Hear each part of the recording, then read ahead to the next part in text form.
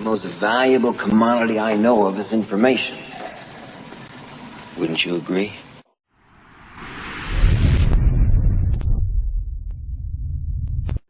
This audio is brought to you by Leader's Basement. It can be found in the public domain. Feel free to use and download. Thought Vibration, or the Law of Attraction in the Thought World, by William Walter Atkinson. Chapter 1. The Law of Attraction in the Thought World. The universe is governed by law, one great law. Its manifestations are multiform, but viewed from the ultimate, there is but one law. We are familiar with some of its manifestations, but are almost totally ignorant of certain others. Still, we are learning a little more every day. The veil is being gradually lifted. We speak learnedly of the law of gravitation, but ignore that equally wonderful manifestation, the law of attraction in the thought world. We are familiar with that wonderful manifestation of law which draws and holds together the atoms of which matter is composed. We recognize the power of the law that attracts bodies to the earth, that holds the circling worlds in their places. But we close our eyes to the mighty law that draws to us the things we desire or fear. When we come to see that thought is a force, a manifestation of energy, having a magnet-like power of attraction, we will begin to understand the why and wherefore of many things that have heretofore seemed dark to us. There is no study that will so well repay the student for his time and trouble as the study of the workings of this mighty law of the world of thought, the law of attraction. When we think, we send out vibrations of a fine ethereal substance, which are as real as the vibrations manifesting light, heat, electricity, and magnetism. That these vibrations are not evident to our five senses is no proof that they do not exist. A powerful magnet will send out vibrations and exert a force sufficient to attract to itself a piece of steel weighing 100 pounds, but we can neither see, taste, smell, hear, nor feel the mighty force. These thought vibrations, likewise, cannot be seen, tasted, smelled, heard, nor felt in the ordinary way. Although it is true that there are on record cases of persons peculiarly sensitive to psychic impressions who have perceived powerful thought waves, and very many of us can testify that we have distinctly felt the thought vibrations of others, both whilst in the presence of the sender and at a distance. Telepathy and its kindred phenomena are not idle dreams. Light and heat are manifested by vibrations of a far lower intensity than those of thought, but the difference is solely in the rate of vibration. The annals of science throw an interesting light upon this question. Professor Elisha Gray, an eminent scientist, says in his little book, The Miracles of Nature, "There is much food for speculation in the thought that there exist sound waves that no human ear can hear, and color waves of light that no eye can see.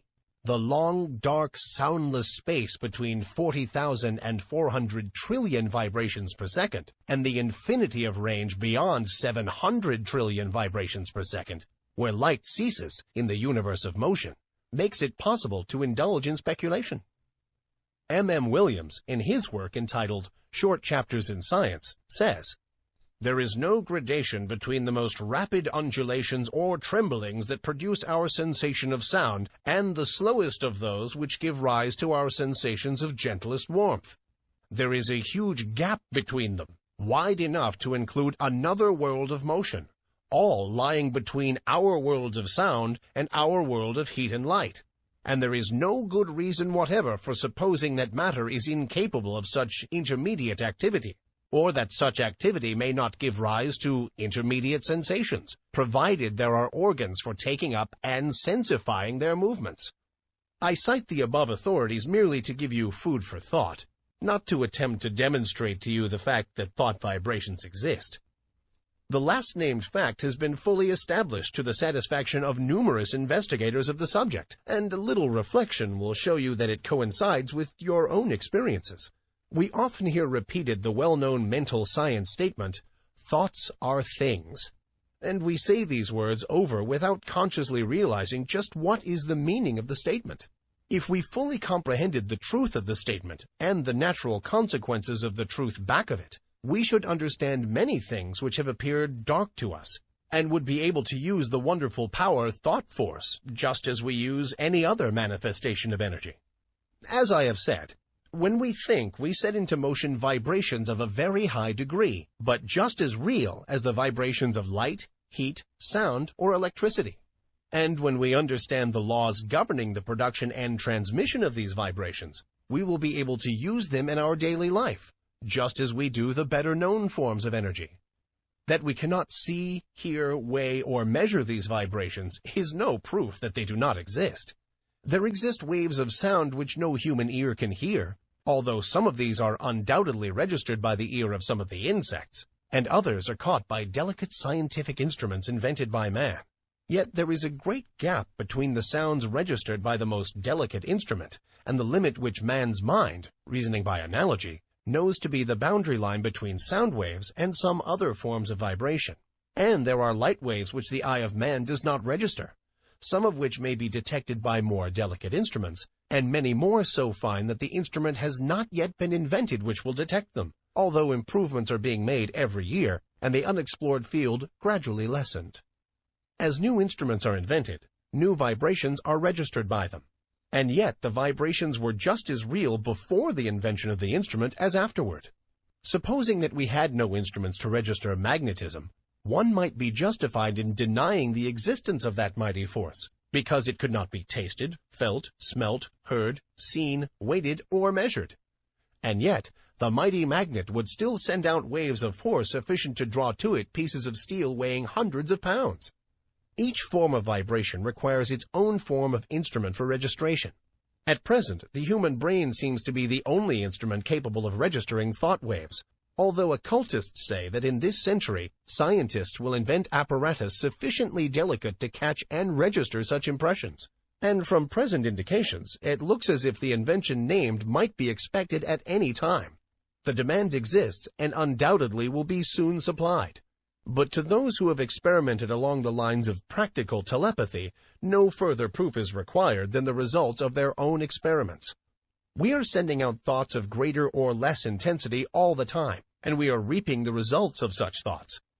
Not only do our thought waves influence ourselves and others, but they have a drawing power. They attract to us the thoughts of others, things, circumstances, people, luck, in accord with the character of the thought uppermost in our minds. Thoughts of love will attract to us the love of others, circumstances and surroundings in accord with the thought, people who are of like thought.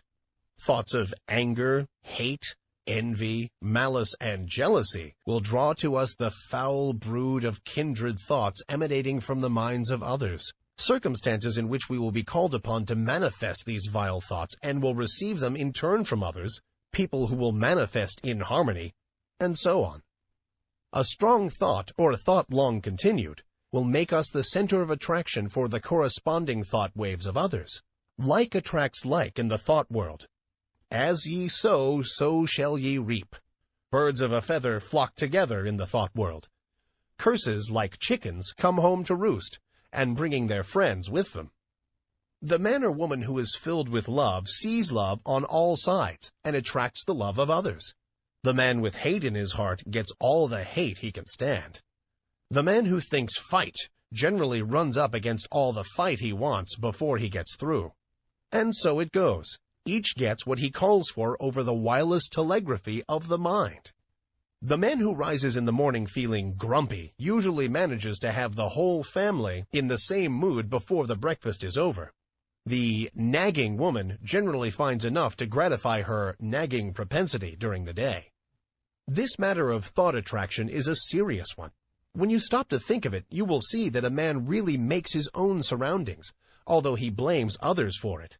I have known people who understand this law to hold a positive, calm thought and be absolutely unaffected by the inharmony surrounding them.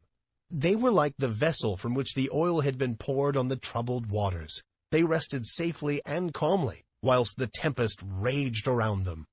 One is not at the mercy of the fitful storms of thought after he has learned the workings of the law. We have passed through the age of physical force onto the age of intellectual supremacy, and are now entering a new and almost unknown field, that of psychic power. This field of energy has its established laws, as well as have the others, and we should acquaint ourselves with them, or we will be crowded to the wall, as are the ignorant on the plains of effort. I will endeavor to make plain to you the great underlying principles of this new field of energy which is opening up before us, that you may be able to make use of this great power and apply it for legitimate and worthy purposes, just as men are using steam, electricity, and other forms of energy today. Chapter 2. Thought Waves and Their Process of Reproduction. Like a stone thrown into the water, thought produces ripples and waves which spread out over the great ocean of thought. There is this difference, however. The waves on the water move only on a level plane in all directions, whereas thought waves move in all directions from a common center, just as do the rays from the sun. Just as we here on earth are surrounded by a great sea of air, so are we surrounded by a great sea of mind. Our thought waves move through this vast mental ether, extending, however, in all directions, as I have explained, becoming somewhat lessened in intensity according to the distance traversed, because of the friction occasioned by the waves coming in contact with the great body of mind surrounding us on all sides. These thought waves have other qualities differing from the waves on the water. They have the property of reproducing themselves. In this respect, they resemble sound waves rather than waves upon the water. Just as a note of the violin will cause the thin glass to vibrate and sing, so will a strong thought tend to awaken similar vibrations in minds attuned to receive it. Many of the stray thoughts which come to us are but reflections or answering vibrations to some strong thought set out by another. But unless our minds are attuned to receive it, the thought will not likely affect us. If we are thinking high and great thoughts, our minds acquire a certain keynote corresponding to the character of the thoughts we have been thinking, and, this keynote once established, will be apt to catch the vibrations of other minds keyed to the same thought. On the other hand, let us get into the habit of thinking thoughts of an opposite character, and we will soon be echoing the low order of thought emanating from the minds of the thousands thinking along the same lines. We are largely what we have thought ourselves into being, the balance being represented by the character of the suggestions and thoughts of others, which have reached us either directly by verbal suggestions or telepathically by means of such thought waves.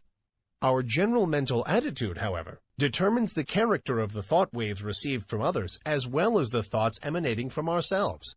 We receive only such thoughts as are in harmony with the general mental attitude held by ourselves, the thoughts not in harmony affecting us very little, as they awaken no response in us. The man who believes thoroughly in himself and maintains a positive, strong mental attitude of confidence and determination is not likely to be affected by the adverse and negative thoughts of discouragement and failure emanating from the minds of other persons in whom these last qualities predominate. At the same time, these negative thoughts, if they reach one whose mental attitude is pitched on a low key, deepen his negative state and add fuel to the fire which is consuming his strength, or, if you prefer this figure, serve to further smother the fire of his energy and activity. We attract to us the thoughts of others of the same order of thought. The man who thinks success will be apt to get into tune with the minds of others thinking likewise, and they will help him, and he them. The man who allows his mind to dwell constantly upon thoughts of failure brings himself into close touch with the minds of other failure people, and each will tend to pull the other down still more. The man who thinks that all is evil is apt to see such evil, and will be brought into contact with others who will seem to prove his theory. And the man who looks for good in everything and everybody will be likely to attract to himself the things and people corresponding to his thought. We generally see that for which we look. You will be able to carry this idea more clearly if you will think of the Marconi wireless instruments, which receive the vibrations only from the sending instrument which has been attuned to the same key, while other telegrams are passing through the air in near vicinity without affecting the instrument. The same law applies to the operations of thought. We receive only that which corresponds to our mental attunement. If we have been discouraged, we may rest assured that we have dropped into a negative key, and have been affected not only by our own thoughts, but have also received the added depressing thoughts of similar character, which are constantly being sent out from the minds of other unfortunates who have not yet learned the law of attraction in the thought world. And if we occasionally rise to heights of enthusiasm and energy, how quickly we feel the inflow of the courageous, daring, energetic, positive thoughts being sent out by the live men and women of the world. We recognize this without much trouble when we come in personal contact with people and feel their vibrations, depressing or invigorating as the case may be. But the same law operates when we are not in their presence, although less strongly. The mind has many degrees of pitch, ranging from the highest positive note to the lowest negative note, with many notes in between, varying in pitch according to their respective distance from the positive or negative extreme. When your mind is operating along positive lines, you feel strong, buoyant, bright, cheerful, happy, confident, and courageous, and are enabled to do your work well, to carry out your intentions, and progress on your roads to success. You send out strong positive thought, which affects others and causes them to cooperate with you or to follow your lead, according to their own mental keynote. When you are playing on the extreme negative end of the mental keyboard, you feel depressed, weak, passive, dull, fearful, and cowardly. And you find yourself unable to make progress or to succeed. And your effect upon others is practically nil. You are led by, rather than leading others, and are used as a human doormat or football by more positive persons. In some persons, the positive element seems to predominate, and in others, the negative quality seems to be more in evidence. There are, of course, widely varying degrees of positiveness and negativeness, and B may be negative to A while positive to C. When two people first meet, there is generally a silent mental conflict in which their respective minds test their quality of positiveness and fix their relative position toward each other. This process may be unconscious in many cases, but it occurs nonetheless. The adjustment is often automatic, but occasionally the struggle is so sharp, the opponents being so well matched, that the matter forces itself into the consciousness of the two people. Sometimes both parties are so much alike in their degree of positiveness that they fail to come to terms mentally.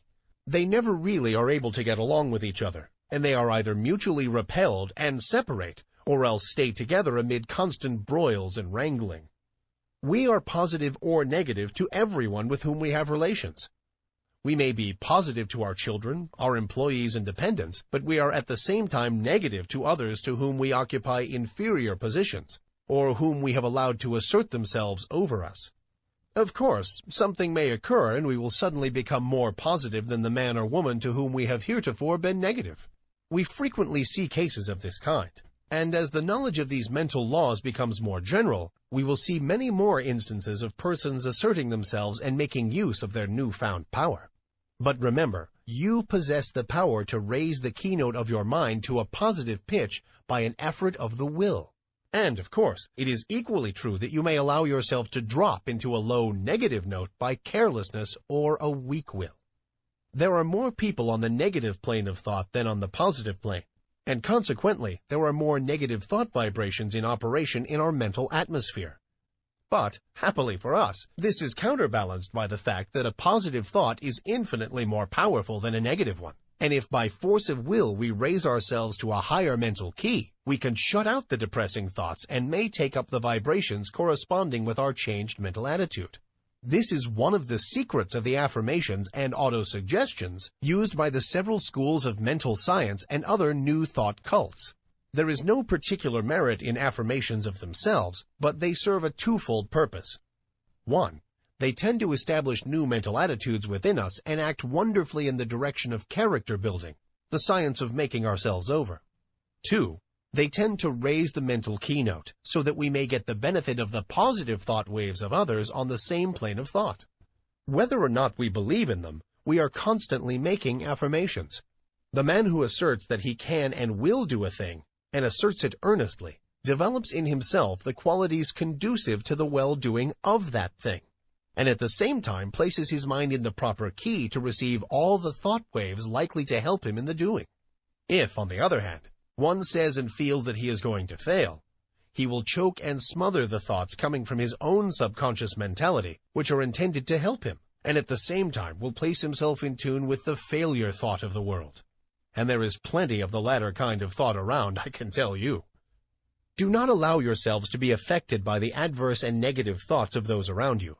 Rise to the upper chambers of your mental dwelling and key yourself up to a strong pitch, away above the vibrations on the lower planes of thought. Then you will not only be immune to their negative vibrations, but will be in touch with the great body of strong positive thought coming from those of your own plane of development. My aim will be to direct and train you in the proper use of thought and will, that you may have yourself well in hand and may be able to strike the positive key at any moment you may feel it necessary. It is not necessary to strike the extreme note on all occasions. The better plan is to keep yourself in a comfortable key, without much strain, and to have the means at command whereby you can raise the pitch at once when occasion demands. By this knowledge, you will not be at the mercy of the old automatic action of the mind, but may have it well under your own control. Development of the will is very much like the development of a muscle, a matter of practice and gradual improvement. At first it is apt to be tiresome, but at each trial one grows stronger until the new strength becomes real and permanent. Many of us have made ourselves positive under sudden calls or emergencies. We are in the habit of bracing up when occasion demands. But by intelligent practice you will be so much strengthened that your habitual state will be equal to your bracing up stage now. And then, when you find it necessary to apply the spur, you will be able to reach a stage not dreamed of at present. Do not understand me as advocating a high tension continuously. This is not at all desirable, not only because it is apt to be too much of a strain upon you, but also because you will find it desirable to relieve the tension at times, and become receptive that you may absorb impressions.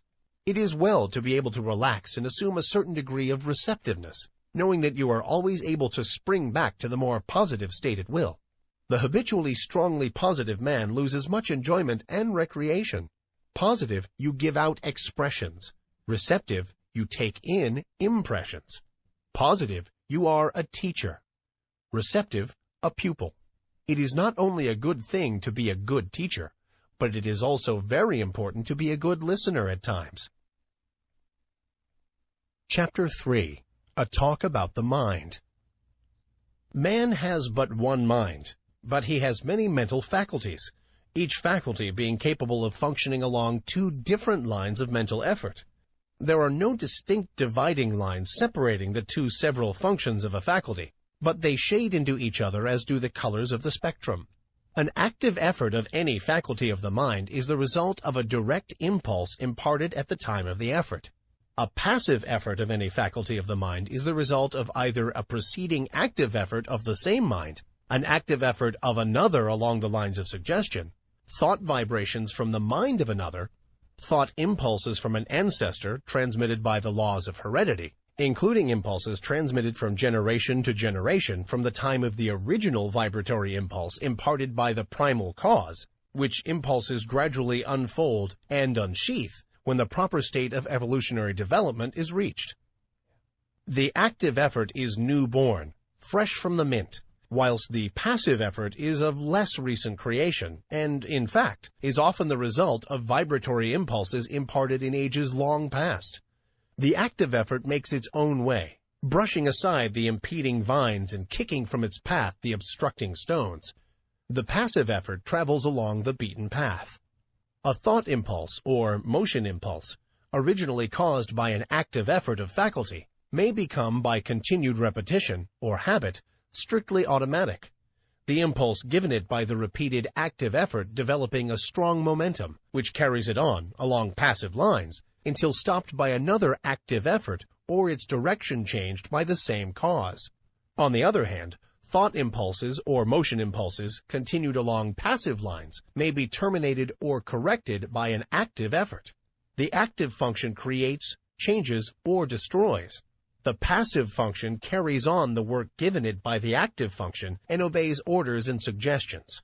The active function produces the thought habit or motion habit and imparts to it the vibrations which carry it on along the passive lines thereafter. The active function also has the power to send forth vibrations which neutralize the momentum of the thought habit or motion habit. It also is able to launch a new thought habit or motion habit with stronger vibrations, which overcomes and absorbs the first thought or motion and substitutes the new one. All thought impulses or motion impulses, once started on their errands, continue to vibrate along passive lines until corrected or terminated by subsequent impulses imparted by the active function or other controlling power. The continuance of the original impulse adds momentum and force to it and renders its correction or termination more difficult. This explains that which is called the force of habit. I think that this will be readily understood by those who have struggled to overcome a habit which has been easily acquired. The law applies to good habits as well as bad. The moral is obvious. Several of the faculties of the mind often combine to produce a single manifestation. A task to be performed may call for the combined exercise of several faculties, some of which may manifest by active effort and others by passive effort.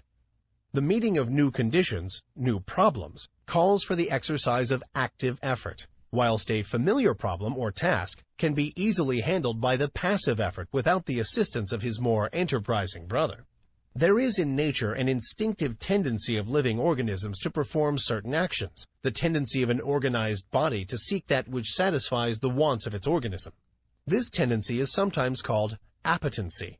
It is really a passive mental impulse, originating with the impetus imparted by the primal cause, and transmitted along the lines of evolutionary development, gaining strength and power as it progresses. The impulse of the primal cause is assisted by the powerful upward attraction exerted by the absolute. In plant life, this tendency is plainly discernible, ranging from the lesser exhibitions in the lower types to the greater in the higher types. It is that which is generally spoken of as the life force in plants. It is, however, a manifestation of rudimentary mentation, functioning along the lines of passive effort. In some of the higher forms of plant life, there appears a faint color of independent life action, a faint indication of choice of volition. Writers on plant life relate many remarkable instances of this phenomenon. It is undoubtedly an exhibition of rudimentary active mentation. In the lower animal kingdom, a very high degree of passive mental effort is found, and, varying in degree in the several families and species, a considerable amount of active mentation is apparent.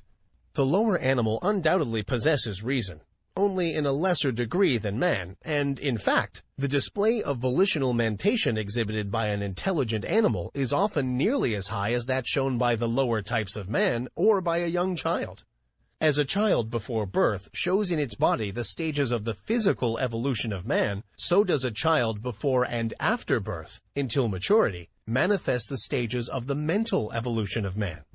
Man, the highest type of life yet produced, at least upon this planet, shows the highest form of passive mentation, and also a much higher development of active mentation than is seen in the lower animals.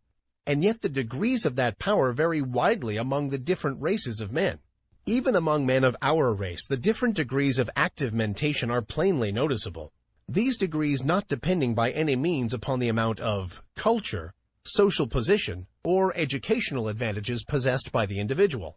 Mental culture and mental development are two very different things. You have but to look around you to see the different stages of the development of active mentation in man. The reasoning of many men is scarcely more than passive mentation, exhibiting but little of the qualities of volitional thought. They prefer to let other men think for them. Active mentation tires them, and they find the instinctive, automatic, passive mental process much easier. Their minds work along the lines of least resistance. They are but little more than human sheep. Among the lower animals and the lower types of men, active mentation is largely confined to the grosser faculties, the more material plane. The higher mental faculties working along the instinctive automatic lines of the passive function. As the lower forms of life progressed in the evolutionary scale, they developed new faculties which were latent within them. These faculties always manifested in the form of rudimentary passive functioning, and afterwards worked up through higher passive forms until the active functions were brought into play. The evolutionary process still continues, the invariable tendency being toward the goal of highly developed active mentation.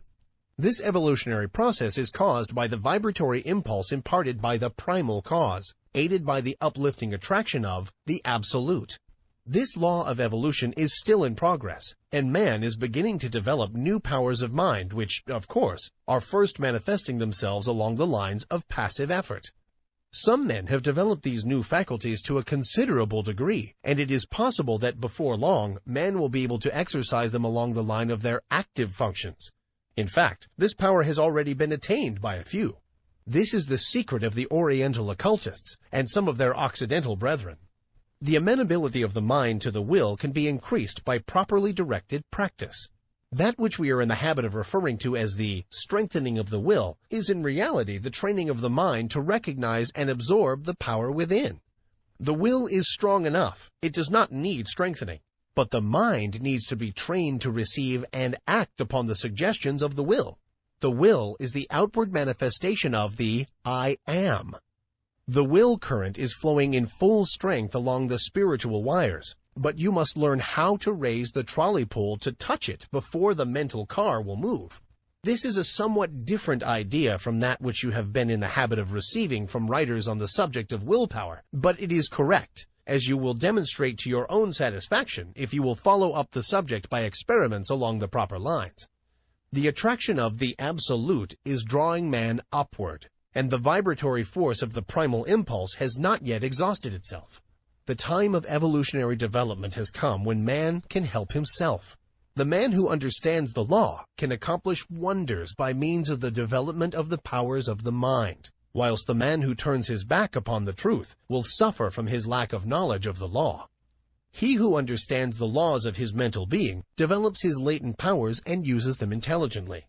He does not despise his passive mental functions, but makes good use of them also, charges them with the duties for which they are best fitted, and is able to obtain wonderful results from their work, having mastered them and trained them to do the bidding of the higher self. When they fail to do their work properly, he regulates them, and his knowledge prevents him from meddling with them unintelligently, and thereby doing himself harm. He develops the faculties and powers latent within him and learns how to manifest them along the line of active mentation as well as passive. He knows that the real man within him is the master to whom both active and passive functions are but tools. He has banished fear and enjoys freedom. He has found himself. He has learned the secret of the I am. Chapter 4. Mind Building. Man can build up his mind and make it what he wills. In fact, we are mind-building every hour of our lives, either consciously or unconsciously. The majority of us are doing the work unconsciously, but those who have seen a little below the surface of things have taken the matter in hand and have become conscious creators of their own mentality. They are no longer subject to the suggestions and influences of others, but have become masters of themselves. They assert the I and compel obedience from the subordinate mental faculties. The I is the sovereign of the mind, and what we call will is the instrument of the I. Of course, there is something back of this, and the universal will is higher than the will of the individual. But the latter is in much closer touch with the universal will than is generally supposed, and when one conquers the lower self and asserts the I, he becomes in close touch with the universal will and partakes largely of its wonderful power. The moment one asserts the I and finds himself, he establishes a close connection between the individual will and the universal will. But before he is able to avail himself of the mighty power at his command, he must first effect the mastery of the lower self. Think of the absurdity of man claiming to manifest powers when he is the slave of the lower parts of his mental being, which should be subordinate. Think of a man being the slave of his moods, passions, animal appetites, and lower faculties, and at the same time trying to claim the benefits of the will. Now, I am not preaching asceticism, which seems to me to be a confession of weakness. I am speaking of self-mastery, the assertion of the I over the subordinate parts of oneself. In the higher view of the subject, this I is the only real self, and the rest is the non-self. But our space does not permit the discussion of this point, and we will use the word self as meaning the entire man. Before a man can assert the I in its full strength, he must obtain the complete mastery of the subordinate parts of the self. All things are good when we learn to master them, but no thing is good when it masters us. Just so long as we allow the lower portions of the self to give us orders, we are slaves. It is only when the I mounts his throne and lifts the scepter that order is established and things assume their proper relation to each other. We are finding no fault with those who are swayed by their lower selves. They are in a lower grade of evolution and will work up in time. But we are calling the attention of those who are ready to the fact that the sovereign must assert his will and that the subjects must obey. Orders must be given and carried out. Rebellion must be put down and the rightful authority insisted upon. And the time to do it is now. You have been allowing your rebellious subjects to keep the king from his throne. You have been allowing the mental kingdom to be misgoverned by irresponsible faculties. You have been the slaves of appetite, unworthy thoughts, passion, and negativeness. The will has been set aside, and low desire has usurped the throne. It is time to re-establish order in the mental kingdom. You are able to assert the mastery over any emotion, appetite, passion, or class of thoughts by the assertion of the will. You can order fear to go to the rear, jealousy to leave your presence, hate to depart from your sight, anger to hide itself, worry to cease troubling you, uncontrolled appetite and passion to bow in submission and to become humble slaves instead of masters, all by the assertion of the I. You may surround yourself with the glorious company of courage, love, and self-control by the same means. You may put down the rebellion and secure peace and order in your mental kingdom if you will but utter the mandate and insist upon its execution. Before you march forth to empire, you must establish the proper internal condition.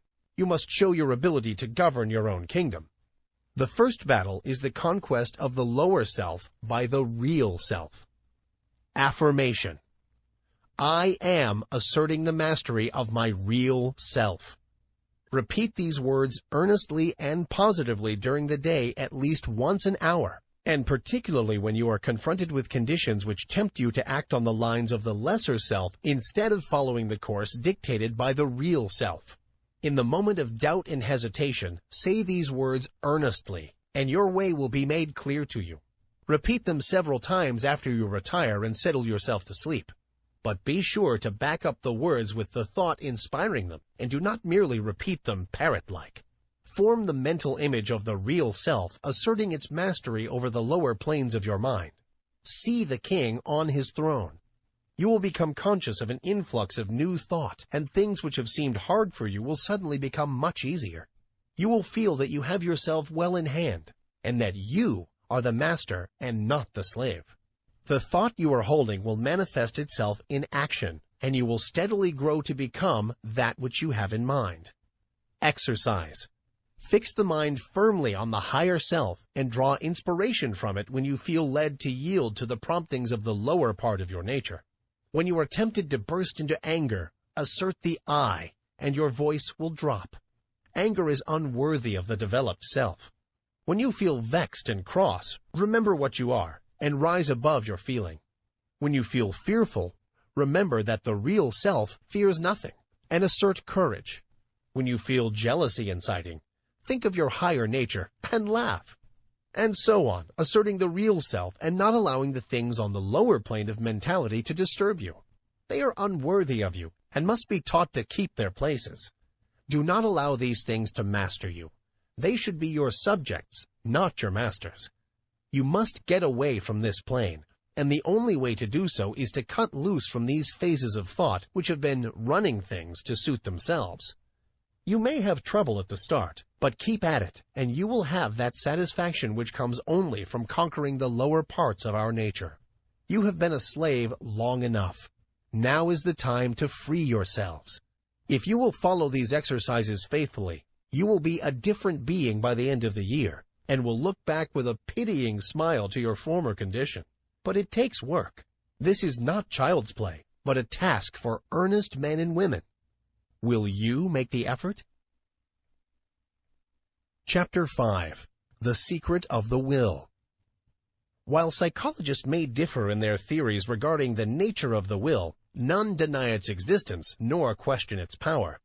All persons recognize the power of strong will. All see how it may be used to overcome the greatest obstacles.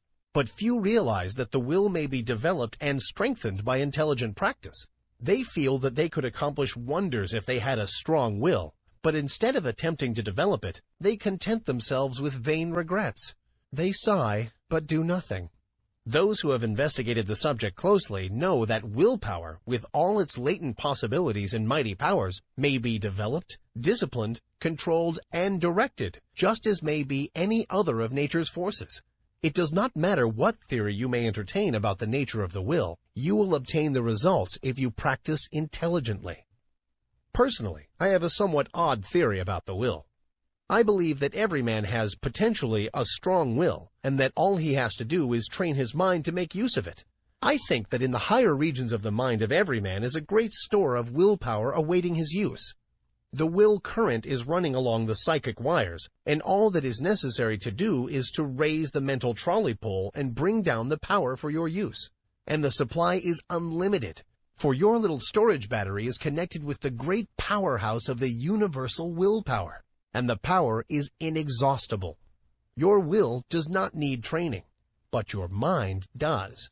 The mind is the instrument, and the supply of willpower is proportionate to the fineness of the instrument through which it manifests. But you needn't accept this theory if you don't like. This lesson will fit your theory as well as mine. He who has developed his mind so that it will allow the willpower to manifest through it has opened up wonderful possibilities for himself. Not only has he found a great power at his command, but he is able to bring into play and use faculties, talents, and abilities of whose existence he has not dreamed. This secret of the will is the magic key which opens all doors.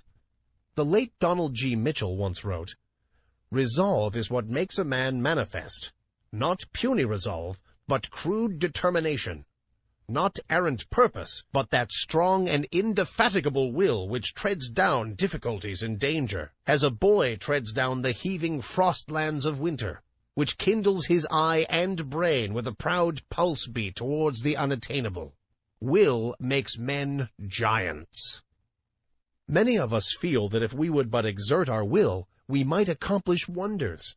But somehow we do not seem to want to take the trouble. At any rate, we do not get to the actual willing point. We put it off from time to time and talk vaguely of someday, but that someday never comes. We instinctively feel the power of the will, but we haven't enough energy to exercise it, and so drift along with the tide, unless perhaps some friendly difficulty arises, some helpful obstacle appears in our path, or some kindly pain stirs us into action, in either of which cases we are compelled to assert our will and thus begin to accomplish something. The trouble with us is that we do not want to do the thing enough to make us exert our willpower. We don't want to hard enough. We are mentally lazy and of weak desire. If you do not like the word desire, substitute for it the word aspiration. Some people call the lower impulses desires, and the higher aspirations. It's all a matter of words. Take your choice. That is the trouble. Let a man be in danger of losing his life. Let a woman be in danger of losing a great love, and you will witness a startling exhibition of willpower from an unexpected source. Let a woman's child be threatened with danger, and she will manifest a degree of courage and will that sweeps all before it. And yet the same woman will quail before a domineering husband, and will lack the will to perform a simple task. A boy will do all sorts of work if he but considers it play, and yet he can scarcely force himself to cut a little firewood. Strong will follows strong desire. If you really want to do a thing very much, you can usually develop the willpower to accomplish it. The trouble is that you have not really wanted to do these things, and yet you blame your will. You say that you do want to do it, but if you stop to think, you will see that you really want to do something else more than the thing in question. You are not willing to pay the price of attainment. Stop a moment and analyze this statement and apply it to your own case. You are mentally lazy. That's the trouble. Don't talk to me about not having enough will. You have a great storehouse of will awaiting your use, but you are too lazy to use it. Now, if you are really in earnest about this matter, get to work and first find out what you really want to do. Then start to work and do it.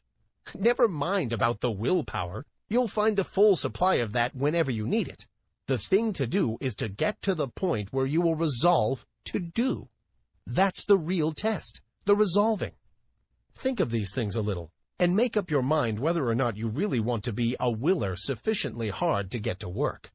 Many excellent essays and books have been written on this subject, all of which agree regarding the greatness of willpower, the most enthusiastic terms being used.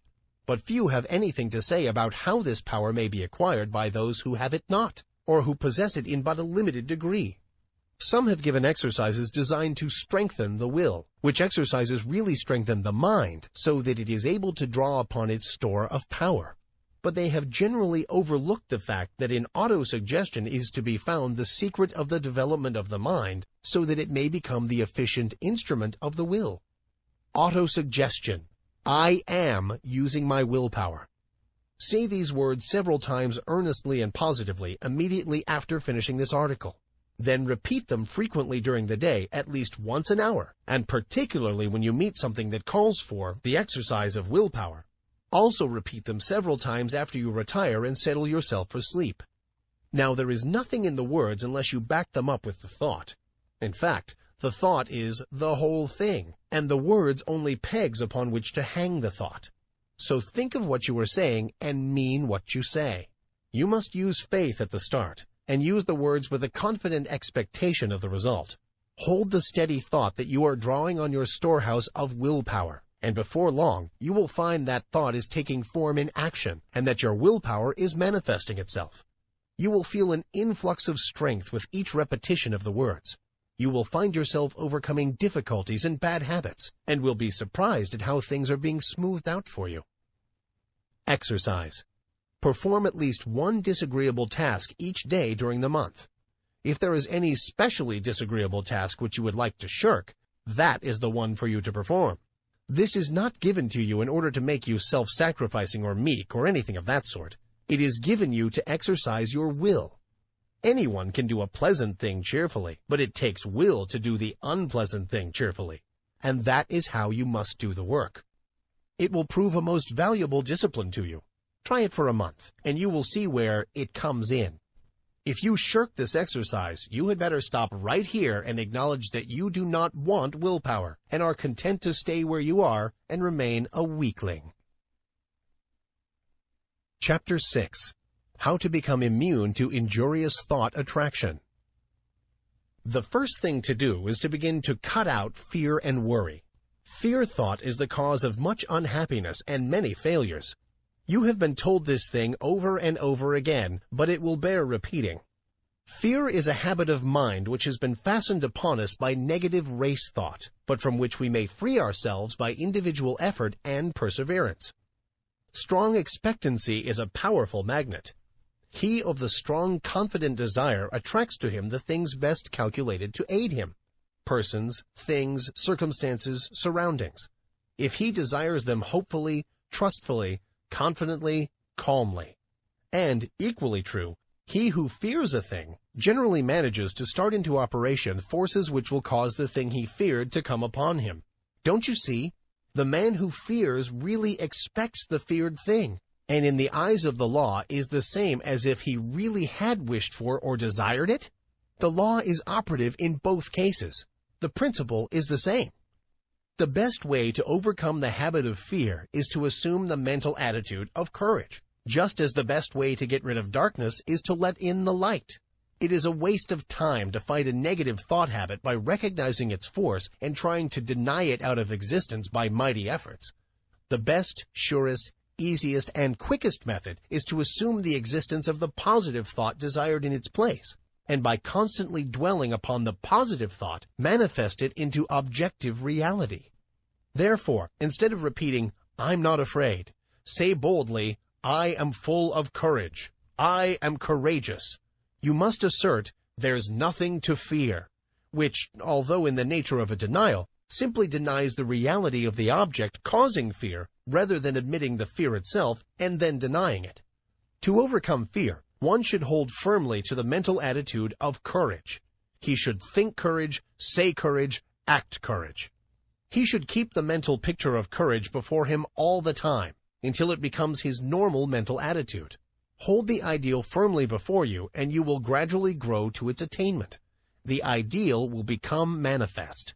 Let the word courage sink deeply into your mind, and then hold it firmly there until the mind fastens it in place. Think of yourself as being courageous. See yourself as acting with courage in trying situations. Realize that there is nothing to fear, that worry and fear never helped anyone and never will. Realize that fear paralyzes effort, and that courage promotes activity. The confident, fearless, expectant, I can and I will man is a mighty magnet. He attracts to himself just what is needed for his success. Things seem to come his way, and people say he is lucky. Nonsense! Luck has nothing to do with it. It's all in the mental attitude. And the mental attitude of the I can't or the I'm afraid man also determines his measure of success. There's no mystery whatsoever about it. You have but to look about you to realize the truth of what I have said. Did you ever know a successful man who did not have the I can and I will thought strong within him? Why, he will walk all around the I can't man, who has perhaps even more ability. The first mental attitude brought to the surface latent qualities, as well as attracted help from outside, whilst the second mental attitude not only attracted I can't people and things, but also kept the man's own powers from manifesting themselves. I have demonstrated the correctness of these views, and so have many others, and the number of people who know these things is growing every day. Don't waste your thought force, but use it to advantage. Stop attracting to yourself failure, unhappiness, inharmony, sorrow.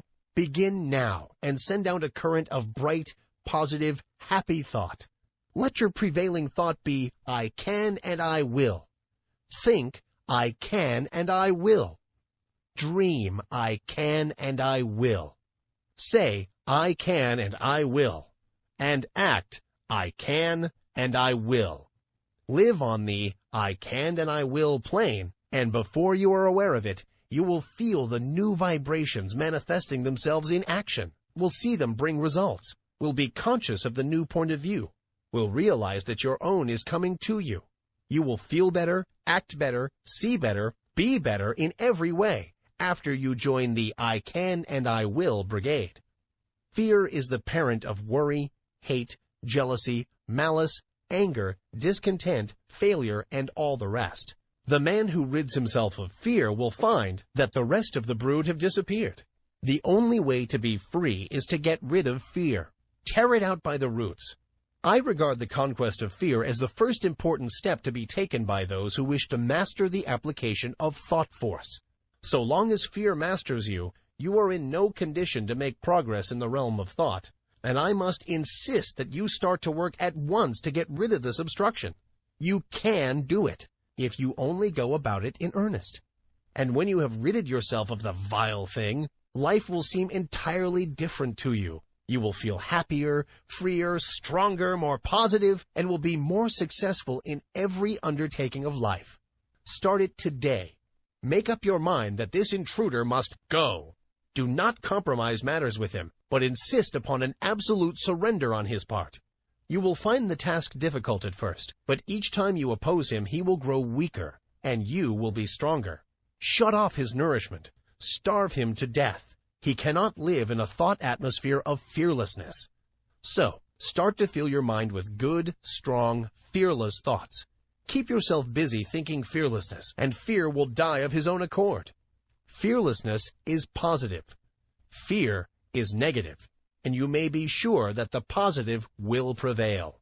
So long as fear is around with his but, if, suppose, I'm afraid, I can't, what if, and all the rest of his cowardly suggestions, you will not be able to use your thought force to the best advantage.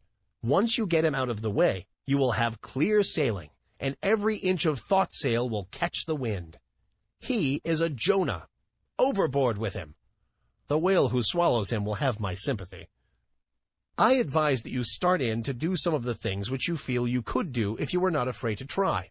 Start to work to do these things, affirming courage all the way through, and you will be surprised to see how the changed mental attitude will clear away obstacles from your path, and will make things very much easier than you had anticipated. Exercises of this kind will develop you wonderfully, and you will be much gratified at the result of a little practice along these lines. There are many things before you awaiting accomplishment, which you can master if you will only throw aside the yoke of fear, if you will only refuse to accept the race suggestion, and will boldly assert the I and its power. And the best way to vanquish fear is to assert courage, and to stop thinking of fear. By this plan, you will train the mind into new habits of thought, thus eradicating the old negative thoughts which have been pulling you down and holding you back. Take the word courage with you as your watchword and manifest it in action. Remember, the only thing to fear is fear. And, well, don't even fear fear, for he's a cowardly chap at the best, who will run if you show a brave front. Chapter 7. The Transmutation of Negative Thought. Worry is the child of fear. If you kill out fear, worry will die for want of nourishment. This advice is very old, and yet it is always worthy of repetition, for it is a lesson of which we are greatly in need. Some people think that if we kill out fear and worry, we will never be able to accomplish anything. I have read editorials in the great journals in which the writers held that without worry, one can never accomplish any of the great tasks of life, because worry is necessary to stimulate interest and work. This is nonsense, no matter who utters it. Worry never helped one to accomplish anything. On the contrary, it stands in the way of accomplishment and attainment. The motive underlying action and doing things is desire and interest. If one earnestly desires a thing, he naturally becomes very much interested in its accomplishment, and is quick to seize upon anything likely to help him to gain the thing he wants. More than that, his mind starts up a work on the subconscious plane that brings into the field of consciousness many ideas of value and importance. Desire and interest are the causes that result in success. Worry is not desire. It is true that if one's surroundings and environments become intolerable, he is driven in desperation to some efforts that will result in throwing off the undesirable conditions and in the acquiring of those more in harmony with his desire. But this is only another form of desire. The man desires something different from what he has. And when his desire becomes strong enough that his entire interest is given to the task, he makes a mighty effort, and the change is accomplished. But it wasn't worry that caused the effort. Worry would content itself with wringing its hands and moaning, "Woe is me," and wearing its nerves to a frazzle, and accomplishing nothing. Desire acts differently. It grows stronger as the man's conditions become intolerable. And finally, when he feels the hurt so strongly that he can't stand it any longer, he says, "I won't stand this any longer. I will make a change." And lo, then desire springs into action. The man keeps on wanting a change the worst way, which is the best way, and his interest and attention being given to the task of deliverance, he begins to make things move.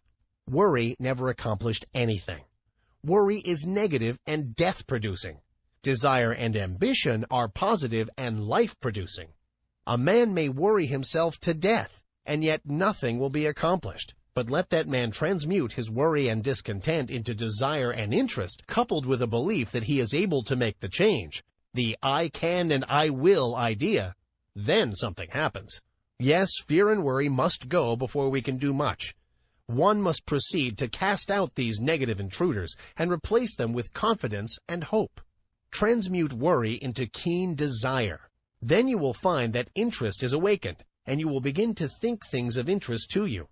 Thoughts will come to you from the great reserve stock in your mind, and you will start to manifest them in action.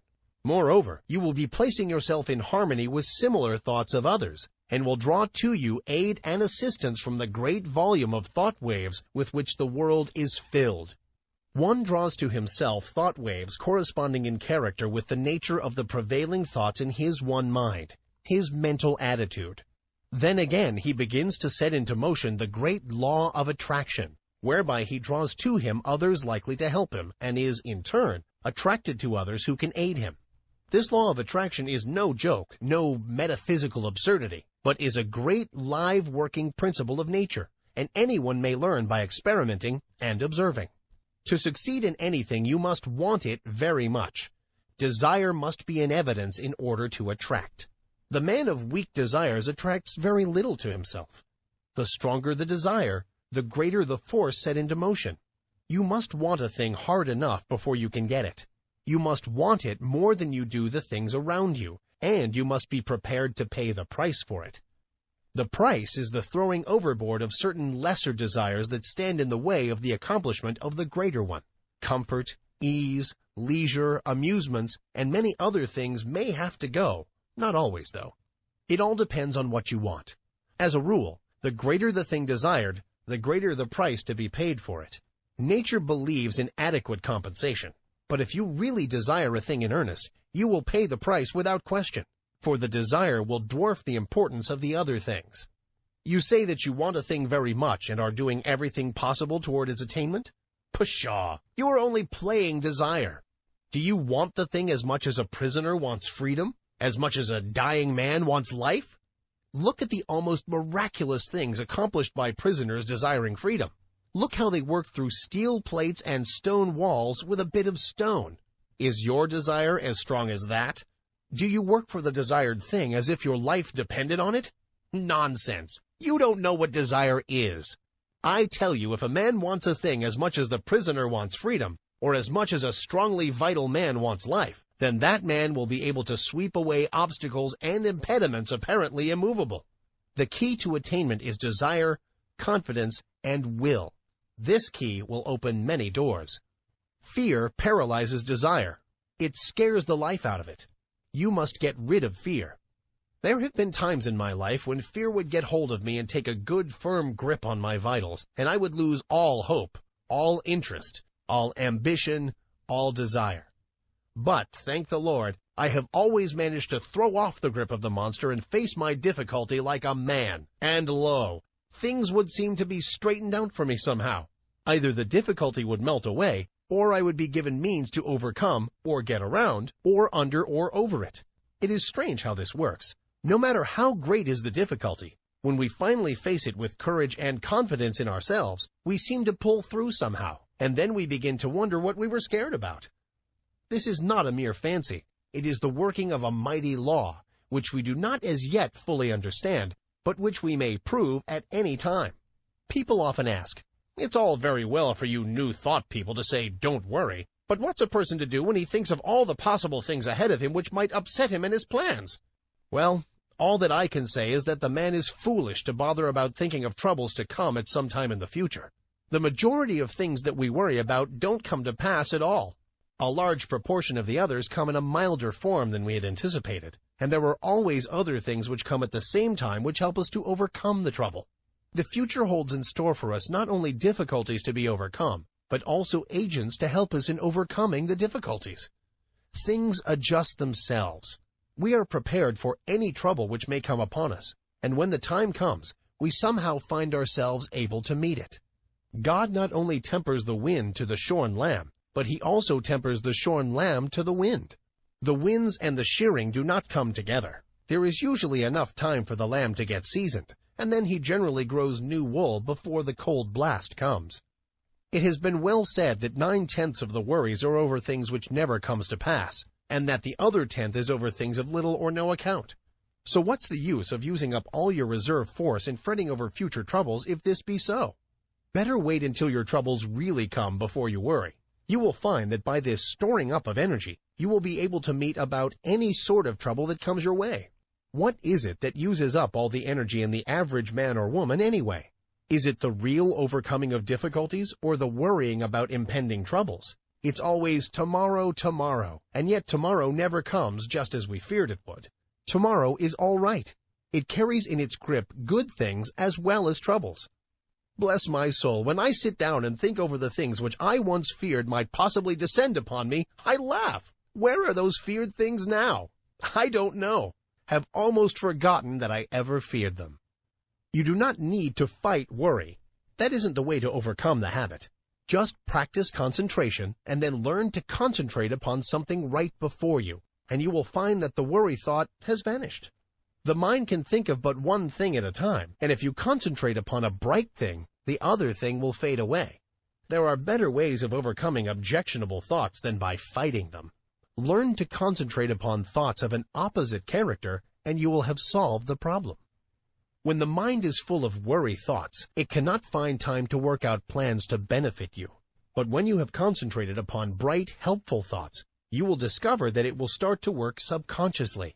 And when the time comes, you will find all sorts of plans and methods by which you will be able to meet the demands upon you. Keep your mental attitude right, and all things will be added unto you. There's no sense in worrying. Nothing has ever been gained by it, and nothing ever will be. Bright, cheerful, and happy thoughts attract bright, cheerful, and happy things to us. Worry drives them away. Cultivate the right mental attitude. Chapter 8. The Law of Mental Control. Your thoughts are either faithful servants or tyrannical masters, just as you allow them to be. You have the say about it. Take your choice. They will either go about your work under direction of the firm will, doing it the best they know how, not only in your waking hours, but when you are asleep. Some of our best mental work being performed for us when our conscious mentality is at rest, as is evidenced by the fact that when the morning comes, we find troublesome problems have been worked out for us during the night. Or they will ride all over us and make us their slaves if we are foolish enough to allow them to do so. More than half the people of the world are slaves of every vagrant thought which may seem fit to torment them. Your mind is given you for your good and for your own use, not to use you. There are very few people who seem to realize this, and who understand the art of managing the mind. The key to the mystery is concentration.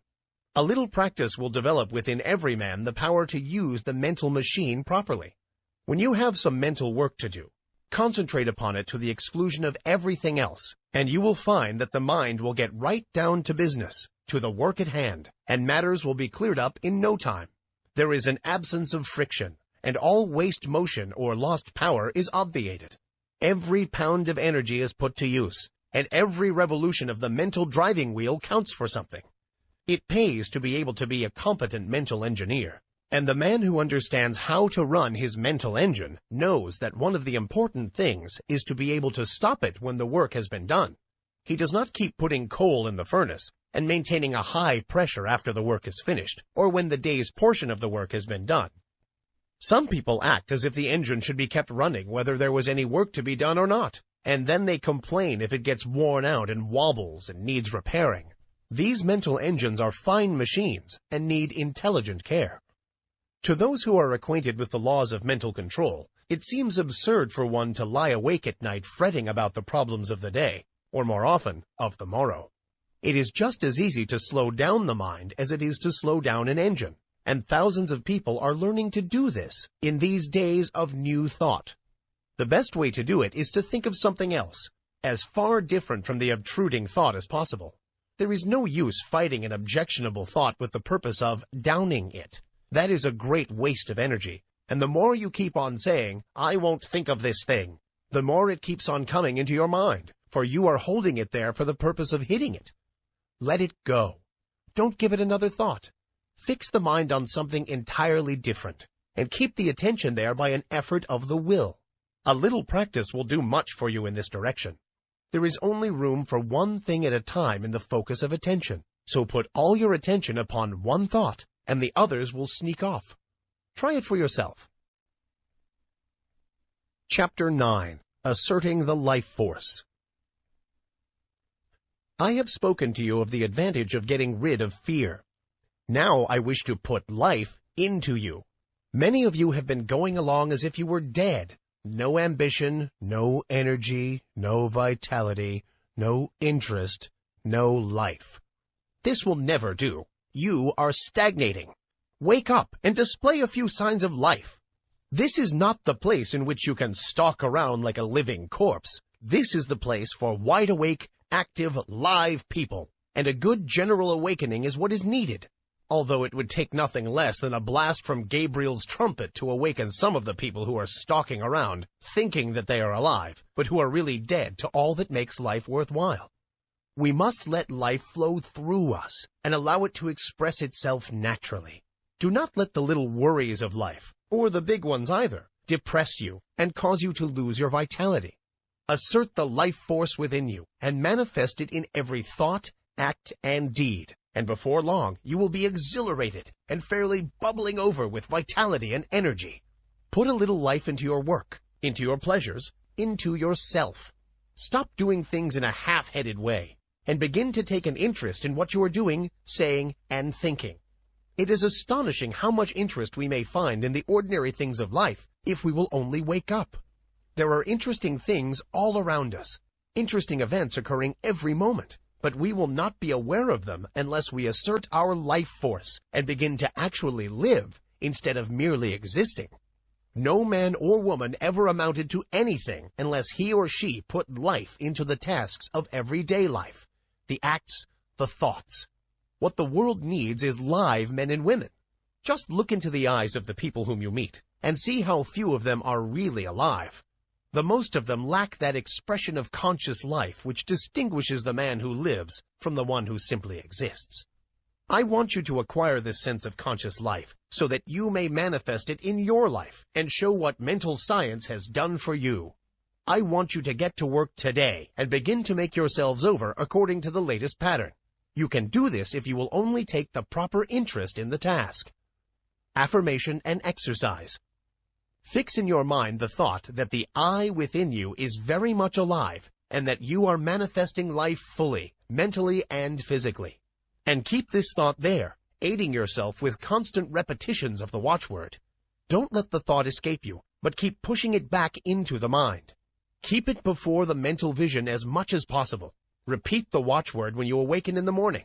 Say it when you retire at night. And say it at mealtimes and whenever else you can during the day. At least once an hour. Form the mental picture of yourself as filled with life and energy. Live up to it as far as possible. When you start in to perform a task, say, I am alive, and mix up as much life as possible in the task. If you find yourself feeling depressed, say, I am alive, and then take a few deep breaths, and with each inhalation, let the mind hold the thought that you are breathing in strength and life. And as you exhale, hold the thought that you are breathing out all the old, dead, negative conditions and are glad to get rid of them. Then finish up with an earnest, vigorous affirmation, I am alive, and mean it when you say it too. And let your thoughts take form in action. Don't rest content with merely saying that you are alive, but prove it with your acts. Take an interest in doing things, and don't go around mooning or daydreaming. Get down to business and live. Chapter 10. Training the Habit Mind. Professor William James, the well-known teacher of and writer upon psychology, very truly says, "The great thing in all education is to make our nervous system our ally instead of our enemy. For this we must make automatic and habitual, as early as possible, as many useful actions as we can, and as carefully guard against growing into ways that are likely to be disadvantageous. In the acquisition of a new habit, or the leaving off of an old one, we must take care to launch ourselves with as strong and decided initiative as possible. Never suffer an exception to occur until the new habit is securely rooted in your life. Seize the very first possible opportunity to act on every resolution you make, and on every emotional prompting you may experience, in the direction of the habits you aspire to gain." This advice is along the lines familiar to all students of mental science, but it states the matter more plainly than the majority of us have done. It impresses upon us the importance of passing on to the subconscious mind the proper impulses, so that they will become automatic and second nature. Our subconscious mentality is a great storehouse for all sorts of suggestions from ourselves and others, and, as it is the habit mind, we must be careful to send it the proper material from which it may make habits. If we get into the habit of doing certain things, we may be sure that the subconscious mentality will make it easier for us to do just the same thing over and over again, easier each time, until finally we are firmly bound with the ropes and chains of the habit, and find it more or less difficult, sometimes almost impossible, to free ourselves from the hateful thing. We should cultivate good habits against the hour of need. The time will come when we will be required to put forth our best efforts, and it rests with us today whether that hour of need shall find us doing the proper thing automatically and almost without thought, or struggling to do it bound down and hindered with the chains of things opposed to that which we desire at that moment. We must be on guard at all times to prevent the forming of undesirable habits. There may be no special harm in doing a certain thing today, or perhaps again tomorrow, but there may be much harm in setting up the habit of doing that particular thing. If you were confronted with the question, which of these two things should I do? The best answer is, I will do that which I would like to become a habit with me. In forming a new habit, or in breaking an old one, we should throw ourselves into the task with as much enthusiasm as possible in order to gain the most ground before the energy expends itself when it meets with friction from the opposing habits already formed. We should start in by making as strong an impression as possible upon the subconscious mentality. Then we should be constantly on guard against temptations to break the new resolution just this once. This just once idea kills off more good resolutions than any other one cause. The moment you yield just this once, you introduce the thin edge of the wedge that will, in the end, split your resolution into pieces. Equally important is the fact that each time you resist temptation, the stronger does your resolution become. Act upon your resolution as early and as often as possible, as with every manifestation of thought in action, the stronger does it become. You are adding to the strength of your original resolution every time you back it up with action. The mind has been likened to a piece of paper that has been folded. Ever afterwards it has a tendency to fold in the same crease, unless we make a new crease or fold, when it will follow the last lines. And the creases are habits. Every time we make one, it is so much easier for the mind to fold along the same crease afterward. Let us make our mental creases in the right direction. Chapter 11. The Psychology of Emotion. One is apt to think of the emotions as independent from habit. We easily may think of one acquiring habits of action, or even of thinking, but we are apt to regard the emotions as something connected with feeling, and quite divorced from intellectual effort. Yet, notwithstanding the distinction between the two, both are dependent largely upon habit, and one may repress, increase, develop, and change one's emotions, just as one may regulate habits of action and lines of thought. It is an axiom of psychology that emotions deepen by repetition. If a person allows a state of feeling to thoroughly take possession of him, he will find it easier to yield to the same emotion the second time, and so on, until the particular emotion or feeling becomes second nature to him. If an undesirable emotion shows itself inclined to take up a permanent abode with you, you had better start to work to get rid of it, or at least to master it. And the best time to do this is at the start, for each repetition renders the habit more firmly entrenched, and the task of dislodging it more difficult. Were you ever jealous? If so, you will remember how insidious was its first approach, how subtly it whispered hateful suggestions into your willing ear, and how gradually it followed up such suggestions until, finally, you began to see green. Jealousy has an effect upon the bile, and causes it to poison the blood. This is why the idea of green is always associated with it. Then you will remember how the thing seemed to grow, taking possession of you until you scarcely could shake it off.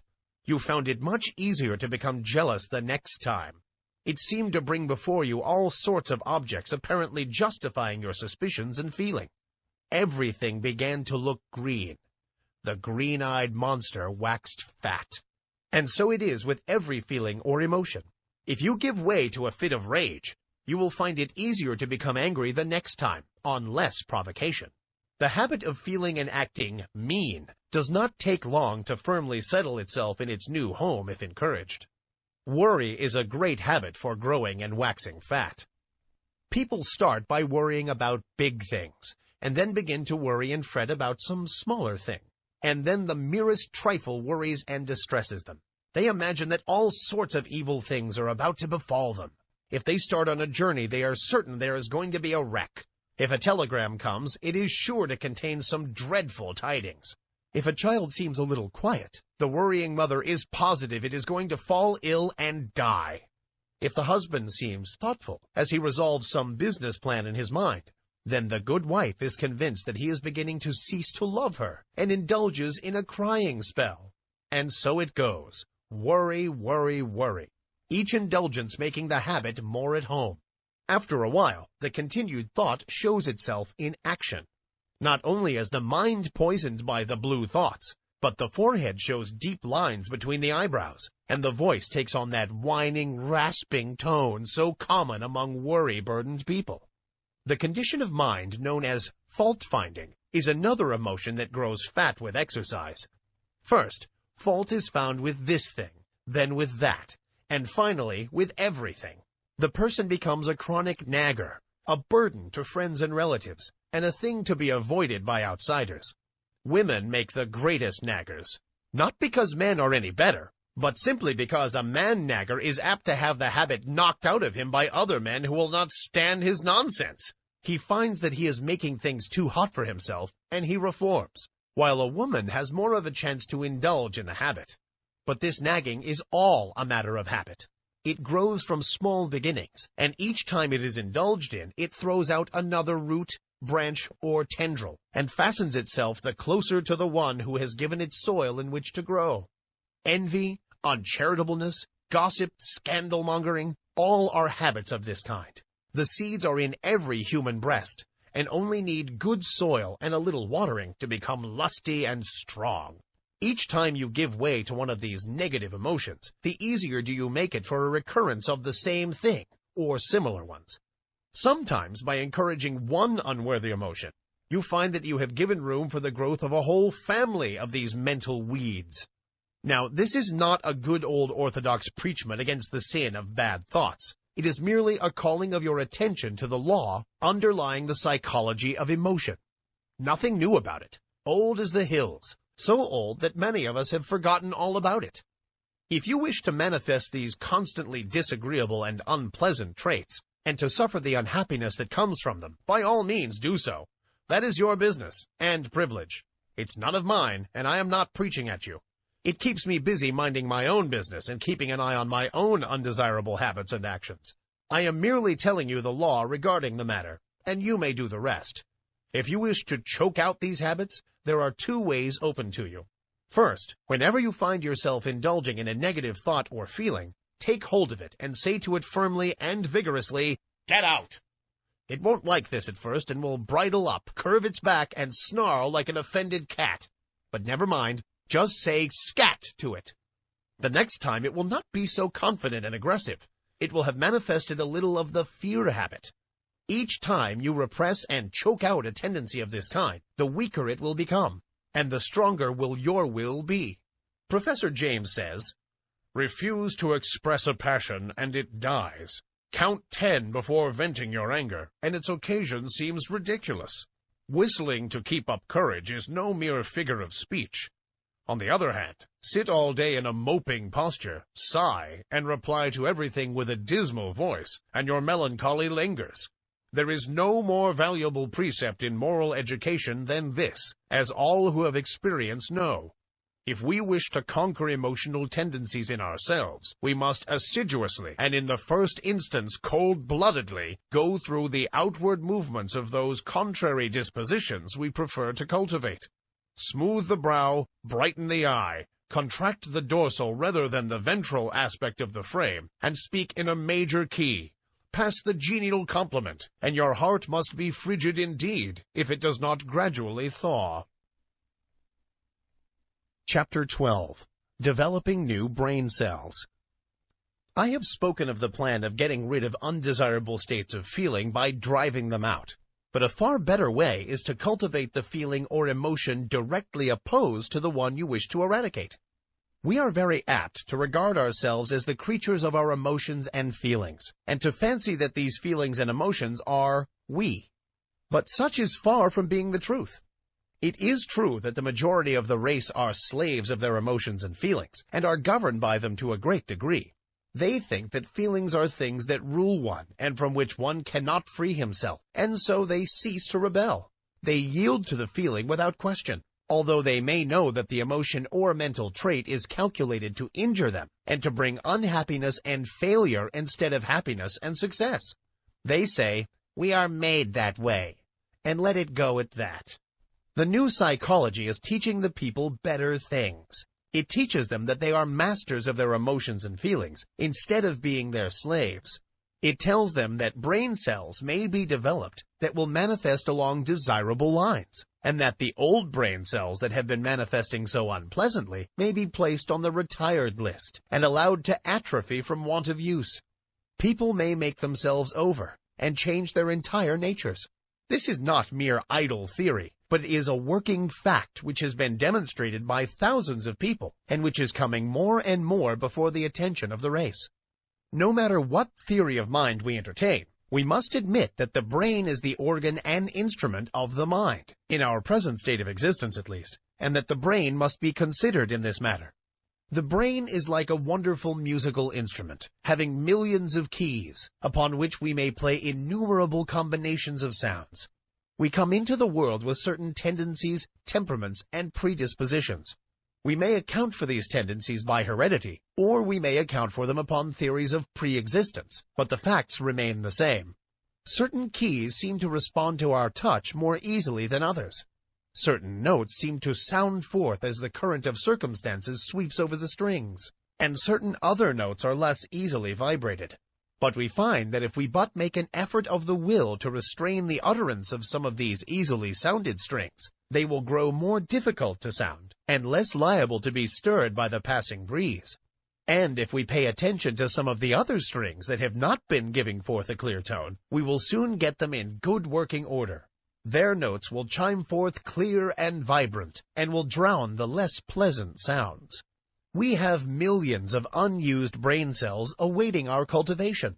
We are using but a few of them, and some of these we are working to death. We are able to give some of these cells a rest by using other cells. The brain may be trained and cultivated in a manner incredible to one who has not looked into the subject. Mental attitudes may be acquired and cultivated, changed and discarded at will. There is no longer any excuse for people manifesting unpleasant and harmful mental states. We have the remedy in our hands. We acquire habits of thought, feeling, and action through repeated use. We may be born with a tendency in a certain direction, or we may acquire tendencies by suggestions from others, such as the examples of those around us, suggestions from reading, listening to teachers. We are a bundle of mental habits. Each time we indulge in an undesirable thought or habit, the easier does it become for us to repeat that thought or action. Mental scientists are in the habit of speaking of desirable thoughts or mental attitudes as positive, and of the undesirable ones as negative. There is a good reason for this. The mind instinctively recognizes certain things as good for the individual to which it belongs, and it clears the path for such thoughts, and interposes the least resistance to them. They have a much greater effect than an undesirable thought possesses, and one positive thought will counteract a number of negative thoughts. The best way to overcome undesirable or negative thoughts and feelings is to cultivate the positive ones. The positive thought is the strongest plant, and will in time starve out the negative one by withdrawing from it the nourishment necessary for its existence. Of course, the negative thought will set up a vigorous resistance at first, for it is a fight for life with it. In the slang words of the time, it sees its finish if the positive thought is allowed to grow and develop. And, consequently, it makes things unpleasant for the individual until he has started well into the work of starving it out. Brain cells do not like to be laid on the shelf any more than does any other form of living energy, and they rebel and struggle until they become too weak to do so. The best way is to pay as little attention as possible to these weeds of the mind, but put in as much time as possible watering, caring for, and attending to the new and beautiful plants in the garden of the mind. For instance, if you are apt to hate people, you can best overcome the negative thought by cultivating love in its place. Think love and act it out as often as possible. Cultivate thoughts of kindness and act as kindly as you can to everyone with whom you come in contact. You will have trouble at the start, but gradually love will master hate, and the latter will begin to droop and wither. If you have a tendency toward the blues, cultivate a smile and a cheerful view of things. Insist upon your mouth wearing upturned corners, and make an effort of the will to look upon the bright side of things. The blue devils will set up a fight, of course, but pay no attention to them. Just go on cultivating optimism and cheerfulness. Let bright, cheerful, and happy be your watchword, and try to live it out. These recipes may seem very old and time-worn, but they are psychological truths and may be used by you to advantage. If you once comprehend the nature of the thing, The affirmations and autosuggestions of the several schools may be understood and taken advantage of. You may make yourself energetic instead of slothful, active instead of lazy, by this method. It is all a matter of practice and steady work. New thought people often have much to say about holding the thought, and indeed, it is necessary to hold the thought in order to accomplish results. But something more is needed. You must act out the thought until it becomes a fixed habit with you. Thoughts take form in action, and in turn, actions influence thought. So by acting out certain lines of thought, the actions react upon the mind and increase the development of the part of the mind having close relation to the act. Each time the mind entertains a thought, the easier becomes the resulting action, and each time an act is performed, the easier becomes the corresponding thought. So you see, the thing works both ways, action and reaction. If you feel cheerful and happy, it is very natural for you to laugh. And if you will laugh a little, you will begin to feel bright and cheerful. Do you see what I'm trying to get at? Here it is in a nutshell. If you wish to cultivate a certain habit of action, begin by cultivating the mental attitude corresponding to it. And as a means of cultivating that mental attitude, start in to act out or go through the motions of the act corresponding to the thought. Now, see if you cannot apply this rule. Take up something that you really feel should be done, but which you do not feel like doing. Cultivate the thought leading up to it. Say to yourself, I like to do so and so, and then go through the motions, cheerfully, remember, and act out the thought that you like to do the thing. Take an interest in the doing. Study out the best way to do it. Put brains into it. Take a pride in it, and you will find yourself doing the things with a considerable amount of pleasure and interest. You will have cultivated a new habit. If you prefer trying it on some mental trait of which you wish to be rid, it will work the same way. Start in to cultivate the opposite trait, and think it out and act it out for all you are worth. Then watch the change that will come over you. Don't be discouraged at the resistance you will encounter at first, but sing gaily, I can and I will, and get to work in earnest. The important thing in this work is to keep cheerful and interested. If you manage to do this, the rest will be easy. Chapter 13. The Attractive Power, Desire Force. We have discussed the necessity of getting rid of fear, that your desire may have full strength with which to work. Supposing that you have mastered this part of the task, or at least started on the road to mastery, I will now call your attention to another important branch of the subject. I allude to the subject of mental leaks. No, I don't mean the leakage arising from your failure to keep your own secrets. That is also important, but forms another story. The leakage I am now referring to is that occasioned by the habit of having the attention attracted to and distracted by every passing fancy.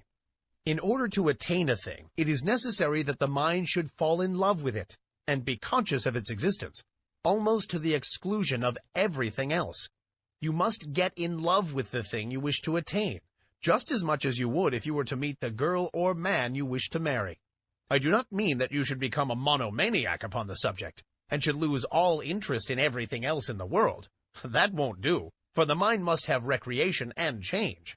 But I do mean that you must be so set upon the desired thing that all else will seem of secondary importance. A man in love may be pleasant to everyone else, and may go through the duties and pleasures of life with good spirit.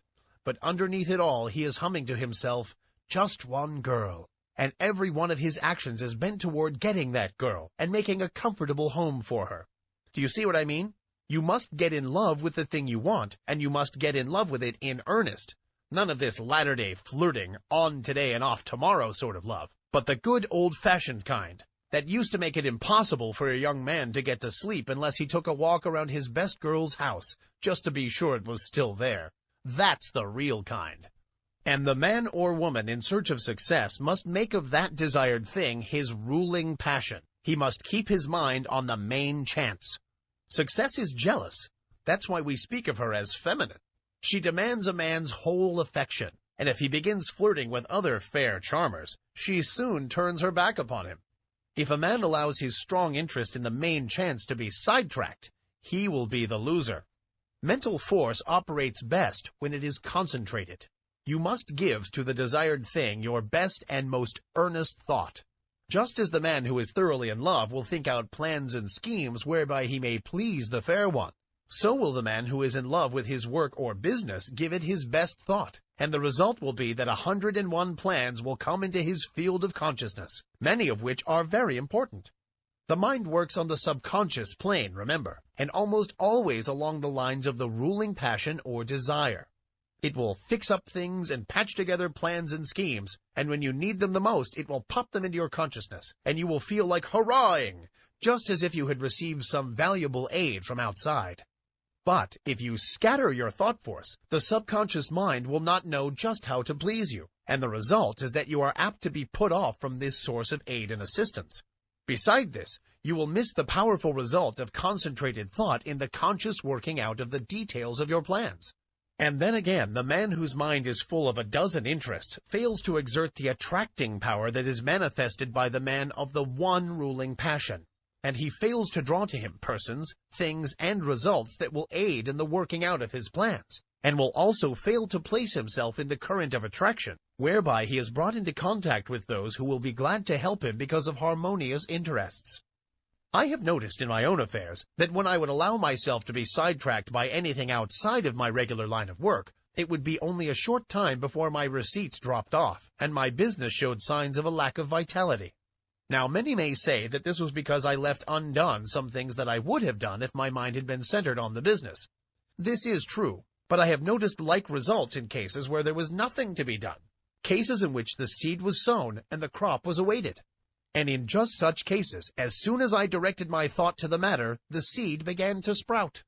I do not mean that I had to send out great mental waves with the idea of affecting people. Not a bit of it. I simply began to realize what a good thing I had, and how much people wanted it, and how glad they would be to know of it, and all that sort of thing. And lo, my thoughts seemed to vitalize the work, and the seed began to sprout. This is no mere fancy, for I have experienced it on several occasions. I have spoken to many others on the subject, and I find that our experiences tally perfectly. So don't get into the habit of permitting these mental leaks. Keep your desire fresh and active, and let it get in its work without interference from conflicting desires. Keep in love with the thing you wish to attain. Feed your fancy with it. See it as accomplished already, but don't lose your interest. Keep your eye on the main chance, and keep your one ruling passion strong and vigorous. Don't be a mental polygamist. One mental love is all that a man needs. That is, one at a time.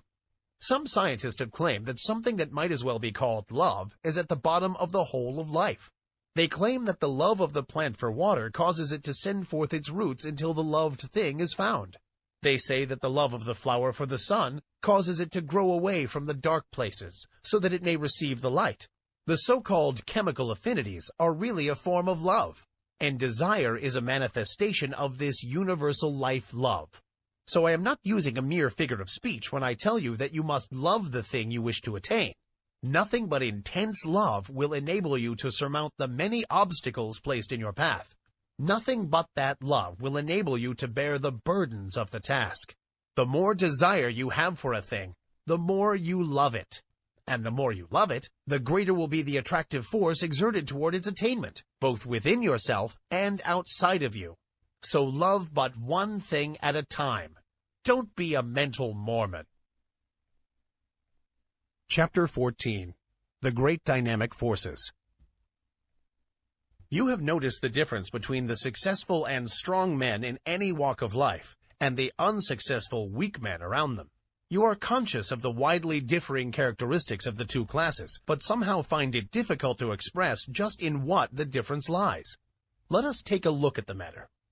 Burton said, "The longer I live, the more certain I am that the great difference between men, the feeble and the powerful, the great and the insignificant, is energy and invincible determination, a purpose once fixed, and then death or victory. That quality will do anything that can be done in this world, and no talents, no circumstances, no opportunities will make a two-legged creature a man without it." I do not see how the idea could be more clearly expressed than Burton has spoken. He has put his finger right in the center of the subject. His eye has seen into the heart of it. Energy and invincible determination. These two things will sweep away mighty barriers and will surmount the greatest obstacles. And yet, they must be used together. Energy without determination will go to waste. Lots of men have plenty of energy. They are full to overflowing with it. And yet, they lack concentration. They lack the concentrated force that enables them to bring their power to bear upon the right spot. Energy is not nearly so rare a thing as many imagine it to be. I can look around me at any time and pick out a number of people I know who are full of energy. Many of them are energy plus. And yet, somehow, they do not seem to make any headway. They are wasting their energy all the time. Now they are fooling with this thing, now meddling with that. They will take up some trifling thing of no real interest or importance, and waste enough energy and nervous force to carry them through a hard day's work. And yet, when they are through, nothing has been accomplished. Others who have plenty of energy fail to direct it by the power of the will toward the desired end. Invincible determination. Those are the words. Do they not thrill you with their power? If you have something to do, get to work and do it. Marshal your energy and then guide and direct it by your will. Bestow upon it that invincible determination, and you will do the thing. Everyone has within him a giant will, but the majority of us are too lazy to use it. We cannot get ourselves nerved up to the point at which we can say, truthfully, I will. If we can but pluck up our courage to that point, and then pin it in place so that it will not slip back, we will be able to call into play that wonderful power, the human will. Man, as a rule, has but the faintest conception of the power of the will. But those who have studied along the occult teachings know that the will is one of the great dynamic forces of the universe, and if harnessed and directed properly, it is capable of accomplishing almost miraculous things. Energy and invincible determination. Aren't they magnificent words? Commit them to memory. Press them like a die into the wax of your mind, and they will be a constant inspiration to you in hours of need. If you can get these words to vibrating in your being, you will be a giant among pygmies. Say these words over and over again, and see how you are filled with new life. See how your blood will circulate, how your nerves will tingle. Make these words a part of yourself, and then go forth anew to the battle of life, encouraged and strengthened. Put them into practice. Energy and invincible determination. Let that be your motto in your workaday life, and you will be one of those rare men who are able to do things.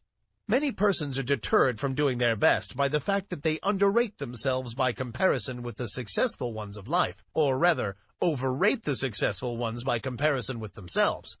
One of the curious things noticed by those who are brought in contact with the people who have arrived is the fact that these successful people are not extraordinary after all. You meet with some great writer, and you are disappointed to find him very ordinary indeed. He does not converse brilliantly, and in fact, you know a score of everyday people who seem far more brilliant than this man, who dazzles you by his brightness in his books. You meet some great statesman, and he does not seem nearly so wise as lots of old fellows in your own village, who waste their wisdom upon the desert air. You meet some great captain of industry, and he does not give you the impression of the shrewdness so marked in some little bargain-driving trader in your own town. How is this, anyway? Are the reputations of these people fictitious? Or what is the trouble? The trouble is this. You have imagined these people to be made of superior metal, and are disappointed to find them made of the same stuff as yourself and those about you. But, you ask, wherein does their greatness of achievement lie? Chiefly in this. Belief in themselves and in their inherent power, in their faculty to concentrate on the work at hand when they are working, and in their ability to prevent leaks of power when they are not working. They believe in themselves and make every effort count. Your village wise man spills his wisdom on every corner and talks to a lot of fools, when if he really were wise, he would save up his wisdom and place it where it would do some work. The brilliant writer does not waste his wit upon every corner. In fact, he shuts the drawer in which he contains his wit, and opens it only when he is ready to concentrate and get down to business. The captain of industry has no desire to impress you with his shrewdness and smartness. He never did, even when he was young. While his companions were talking and boasting, and blowing, this future successful financier was sawing wood and saying nothing. The great people of the world, that is, those who have arrived, are not very different from you, or me, or the rest of us. All of us are about the same at the base. You have only to meet them to see how very ordinary they are after all. But don't forget the fact that they know how to use the material that is in them, while the rest of the crowd does not, and in fact, even doubts whether the true stuff is there. The man or woman who gets there usually starts out by realizing that he or she is not so very different after all from the successful people that they hear so much about. This gives them confidence, and the result is that they find out that they are able to do things. Then they learn to keep their mouths closed and to avoid wasting and dissipating their energy. They store up energy and concentrate it upon the task at hand, while their companions are scattering their energies in every direction, trying to show off and let people know how smart they are. The man or woman who gets there prefers to wait for the applause that follows deed accomplished and cares very little for the praise that attends promises of what we expect to do someday, or an exhibition of smartness without works. One of the reasons that people who are thrown in with successful men often manifest success themselves is that they are able to watch the successful man and sort of catch the trick of his greatness. They see that he is an everyday sort of man, but that he thoroughly believes in himself, and also that he does not waste energy, but reserves all his force for the actual tasks before him. And, profiting by example, they start to work and put the lesson into practice in their own lives. Now, what is the moral of this talk? Simply this: don't undervalue yourself or overvalue others. Realize that you are made of good stuff, and that locked within your mind are many good things. Then get to work and unfold those good things, and make something out of that good stuff.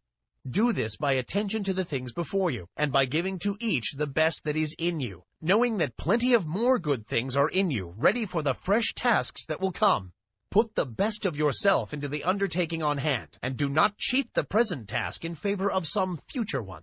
Your supply is inexhaustible. And don't waste your good stuff on the crowd of gapers, watchers, and critics who are standing around watching you work. Save your good stuff for your job, and don't be in too much of a hurry for applause. Save up your good thoughts for copy if you are a writer. Save up your bright schemes for actual practice if you are a businessman. Save up your wisdom for occasion if you're a statesman. Avoid the desire to scatter your pearls before the gaping crowd that wants to be entertained by a free show. Nothing very high about this teaching, perhaps, but it is what many of you need very much. Stop fooling and get down to business. Stop wasting good raw material and start to work making something worthwhile. Chapter 15. Claiming Your Own.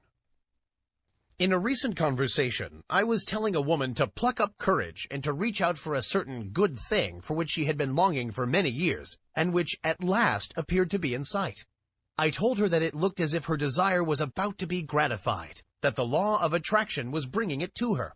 She lacked faith and kept on repeating, "Oh, it's too good to be true. It's too good for me." She had not emerged from the worm of the dust stage, and although she was in sight of the promised land, she refused to enter it because it was too good for her. I think I succeeded in putting sufficient ginger into her to enable her to claim her own, for the last reports indicate that she is taking possession. But that is not what I wish to tell you. I want to call your attention to the fact that nothing is too good for you, no matter how great the thing may be, no matter how undeserving you may seem to be. You are entitled to the best there is, for it is your direct inheritance. So don't be afraid to ask, demand, and take. The good things of the world are not the portion of any favored sons. They belong to all, but they come only to those who are wise enough to recognize that the good things are theirs by right, and who are sufficiently courageous to reach out for them. Many good things are lost for want of the asking. Many splendid things are lost to you because of your feeling that you are unworthy of them. Many great things are lost to you because you lack the confidence and courage to demand and take possession of them. None but the brave deserves the fair, says the old adage, and the rule is true in all lines of human effort. But if you keep on repeating that you are unworthy of the good thing, that it is too good for you, the law will be apt to take you at your word and believe what you say. That's a peculiar thing about the law. It believes what you say. It takes you in earnest. So beware what you say to it, for it will be apt to give credence. Say to it that you are worthy of the best there is, and that there is nothing too good for you, and you will be likely to have the law take you in earnest and say, I guess he is right. I'm going to have to give him the whole bake shop if he wants it. He knows his rights, and what's the use of trying to deny it to him? But if you say, oh, it's too good for me, the law will probably say, well, I wouldn't wonder, but that is so. Surely he ought to know, and it isn't for me to contradict him. And so it goes. Why should anything be too good for you? Did you ever stop to think just what you are? You are a manifestation of the whole thing and have a perfect right to all there is. Or, if you prefer it this way, you are a child of the infinite and are heir to it all. You are telling the truth in either statement, or both. At any rate, no matter for what you ask, you are merely demanding your own. And the more in earnest you are about demanding it, the more confident you are of receiving it. The more will you use in reaching out for it, the surer you will be to obtain it. Strong desire, confident expectation, courage and action, these things bring to you your own. But before you put these forces into effect, you must awaken to a realization that you are merely asking for your own, and not for something to which you have no right or claim. So long as there exists in your mind the last sneaking bit of doubt as to your right to the things you want, you will be setting up a resistance to the operation of the law. You may demand as vigorously as you please, but you will lack the courage to act if you have a lingering doubt of your right to the thing you want. If you persist in regarding the desired thing as if it belonged to another instead of to yourself, you will be placing yourself in the position of the covetous or envious man, or even in the position of a tempted thief. In such a case, your mind will revolt at proceeding with the work, for it instinctively will recoil from the idea of taking what is not your own. The mind is honest. But when you realize that the best the universe holds belongs to you as a divine heir, and that there is enough for all without your robbing anyone else, then the friction is removed, and the barrier broken down, and the law proceeds to do its work. I do not believe in this humble business. This meek and lowly attitude does not appeal to me. There is no sense in it at all. The idea of making a virtue of such things, when man is the heir of the universe and is entitled to whatever he needs for his growth, happiness, and satisfaction. I do not mean that one should assume a blustering and domineering attitude of mind. That is also absurd, for true strength does not so exhibit itself. The blusterer is a self-confessed weakling. He blusters to disguise his weakness. The truly strong man is calm, self-contained, and carries with him a consciousness of strength which renders unnecessary the bluster and fuss of assumed strength. But get away from this hypnotism of humility, this meek and lowly attitude of mind. Remember the horrible example of Uriah Heep, and beware of imitating him. Throw back your head and look the world square in the face. There's nothing to be afraid of. The world is apt to be as much afraid of you as you are of it anyway. Be a man or woman and not a crawling thing. And this applies to your mental attitude as well as to your outward demeanor. Stop this crawling in your mind. See yourself as standing erect and facing life without fear, and you will gradually grow into your ideal. There is nothing that is too good for you. Not a thing. The best there is not beginning to be good enough for you, for there are still better things ahead. The best gift that the world has to offer is a mere bauble compared to the great things in the cosmos that await your coming of age. So don't be afraid to reach out for these playthings of life, these baubles of this plane of consciousness. Reach out for them. Grab a whole fistful. Play with them until you are tired. That's what they are made for anyway. They are made for our express use, not to look at, but to be played with if you desire. Help yourself. There's a whole shopful of these toys awaiting your desire, demand, and taking. Don't be bashful. Don't let me hear any more of this silly talk about things being too good for you. Pshaw! You have been like the Emperor's little son, thinking that the tin soldiers and toy drum were far too good for him, and refusing to reach out for them. But you don't find this trouble with children as a rule. They instinctively recognize that nothing is too good for them. They want all that is in sight to play with, and they seem to feel that the things are theirs by right. And that is the condition of mind that we seekers after the divine adventure must cultivate. Unless we become as little children, we cannot enter the kingdom of heaven. The things we see around us are the playthings of the kindergarten of God, playthings which we use in our game tasks. Help yourself to them. Ask for them without bashfulness. Demand as many as you can make use of. They are yours. And if you don't see just what you want, ask for it. There's a big reserve stock on the shelves and in the closets. Play, play, play to your heart's content. Learn to weave mats, to build houses with the blocks, to stitch outlines on the squares. Play the game through and play it well, and demand all the proper materials for the play. Don't be bashful. There's enough to go around. But remember this, while all this be true, the best things are still only game things. Toys, blocks, mats, cubes, and all the rest. Useful, most useful for the learning of the lessons. Pleasant, most pleasant with which to play. And desirable, most desirable for these purposes. Get all the fun and profit out of the use of things that is possible. Throw yourself heartily into the game and play it out. It is good. But here's the thing to remember. Never lose sight of the fact that these good things are but playthings, part of the game, and you must be perfectly willing to lay them aside when the time comes to pass into the next class, and not cry and mourn because you must leave your playthings behind you. Do not allow yourself to become unduly attached to them. They are for your use and pleasure, but are not a part of you, not essential to your happiness in the next stage. Despise them not because of their lack of reality. They are great things relatively, and you may as well have all the fun out of them that you can. Don't be a spiritual prig, standing aside and refusing to join in the game. But do not tie yourself to them. They are good to use and play with, but not good enough to use you and make you a plaything. Don't let the toys turn the tables on you. This is the difference between the master of circumstances and the slave of circumstances. The slave thinks that these playthings are real and that he is not good enough to have them. He gets only a few toys because he is afraid to ask for more, and he misses most of the fun. And then, considering the toys to be real, and not realizing that there are plenty more where these came from, he attaches himself to the little trinkets that have come his way, and allows himself to be made a slave of them. He is afraid that they may be taken away from him, and he is afraid to toddle across the floor and help himself to the others. The master knows that all are his for the taking. The master knows that all are his for the asking. He demands that which he needs from day to day, and does not worry about overloading himself, for he knows that there are lots more, and that he cannot be cheated out of them. He plays, and plays well, and has a good time in the play, and he learns his kindergarten lessons in the playing. But he does not become too much attached to his toys. He is willing to fling away the worn-out toys and reach out for a new one. And when he is called into the next room for promotion, he drops on the floor the worn-out toys of the day, and with glistening eyes and confident attitude of mind, marches into the next room, into the great unknown, with a smile on his face.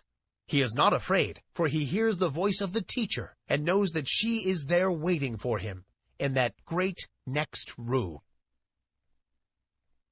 Chapter 16. Law, not chance. Some time ago I was talking to a man about the attractive power of thought. He said that he did not believe that thought could attract anything to him, and that it was all a matter of luck. He had found, he said, that ill luck relentlessly pursued him, and that everything he touched went wrong. It always had and always would, and he had grown to expect it. When he undertook a new thing, he knew beforehand that it would go wrong and that no good would come of it. Oh, no! There wasn't anything in the theory of attractive thought so far as he could see. It was all a matter of luck. This man failed to see that by his own confession he was giving a most convincing argument in favor of the law of attraction. He was testifying that he was always expecting things to go wrong, and that they always came about as he expected. He was a magnificent illustration of the law of attraction, but he didn't know it, and no argument seemed to make the matter clear to him. He was up against it, and there was no way out of it. He always expected the ill luck, and every occurrence proved that he was right, and that the mental science position was all nonsense. There are many people who seem to think that the only way in which the law of attraction operates is when one wishes hard, strong, and steady. They do not seem to realize that a strong belief is as efficacious as a strong wish. The successful man believes in himself and his ultimate success, and, paying no attention to little setbacks, stumbles, tumbles, and slips, presses on eagerly to the goal, believing all the time that he will get there. His views and aims may alter as he progresses, and he may change his plans or have them changed for him, but all the time he knows in his heart that he will eventually get there. He is not steadily wishing he may get there. He simply feels and believes it, and thereby sets to operation the strongest forces known in the world of thought. The man who just as steadily believes he is going to fail will invariably fail. How could he help it? There is no special miracle about it. Everything he does, thinks, and says is tinctured with the thought of failure. Other people catch his spirit and fail to trust him or his ability, which occurrences he in turn sets down as but other exhibitions of his ill luck, instead of ascribing them to his belief and expectation of failure. He is suggesting failure to himself all the time, and he invariably takes on the effect of the auto-suggestion. Then again, he, by his negative thoughts, shuts up that portion of his mind from which should come the ideas and plans conducive to success, and which do come to the man who is expecting success because he believes in it. A state of discouragement is not the one in which bright ideas come to us. It is only when we are enthused and hopeful that our minds work out the bright ideas which we may turn to account.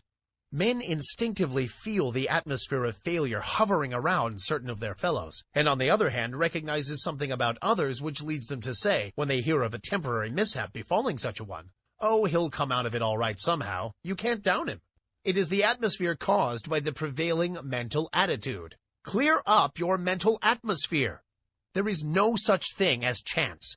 Law maintains everywhere, and all that happens because of the operation of law.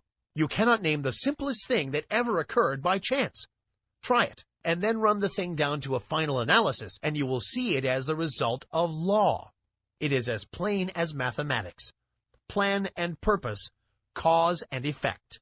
From the movements of worlds to the growth of the grain of mustard seed, all the result of law. The fall of the stone down the mountainside is not chance. Forces which had been in operation for centuries caused it. And back of that cause were other causes, and so on until the causeless cause is reached. And life is not the result of chance. The law is here too. The law is in full operation whether you know it or not, whether you believe in it or not. You may be the ignorant object upon which the law operates, and bring yourself all sorts of trouble because of your ignorance of or opposition to the law. Or you may fall in with the operations to the law, get into its current, as it were, and life will seem a far different thing to you. You cannot get outside of the law by refusing to have anything to do with it. You are at liberty to oppose it and produce all the friction you wish to. It doesn't hurt the law, and you may keep it up until you learn your lesson. The law of thought attraction is one name for the law, or rather for one manifestation of it. Again, I say, your thoughts are real things. They go forth from you in all directions, combining with thoughts of like kind, opposing thoughts of a different character, forming combinations, going where they are attracted, flying away from thought centers opposing them. And your mind attracts the thought of others, which have been sent out by them, consciously or unconsciously. But it attracts only those thoughts which are in harmony with its own. Like attracts like, and opposites repel opposites in the world of thought. If you set your mind to the keynote of courage, confidence, strength, and success, you attract to yourself thoughts of like nature. People of like nature, things that fit in the mental tune. Your prevailing thought or mood determines that which is to be drawn toward you, picks out your mental bedfellow. You are today setting into motion thought currents which will, in time, attract toward you thoughts, people, and conditions in harmony with the predominant note of your thought. Your thought will mingle with that of others of like nature and mind, and you will be attracted toward each other, and will surely come together with a common purpose sooner or later, unless one or the other of you should change the current of his thoughts. Fall in with the operations of the law. Make it a part of yourself. Get into its currents. Maintain your poise. Set your mind to the keynote of courage, confidence, and success. Get in touch with all the thoughts of that kind that are emanating every hour from hundreds of minds. Get the best that is to be had in the thought world. The best is there, so be satisfied with nothing less. Get into partnership with good minds. Get into the right vibrations. You must be tired of being tossed about by the operations of the law. Get into harmony with it. The most valuable commodity I know of is information. Wouldn't you agree?